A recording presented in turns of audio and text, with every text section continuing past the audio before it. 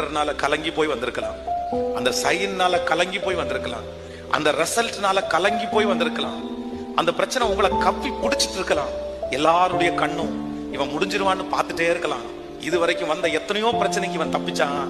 ஆனா இந்த பிரச்சனைக்கு கண்டிப்பா இவன் தப்பு வைக்க மாட்டான். இந்த சூழ்நிலைக்கு அவன் தப்பு வைக்க மாட்டான். இதோடு அவனுடைய கதை முடிஞ்சிருச்சுன்னு நிறைய பேருடைய கண்ணு உங்களை பார்த்துட்டே இருக்குது. அப்போஸ்தலனாகிய பவுலையும் அப்படிதான் பார்த்துருச்சு.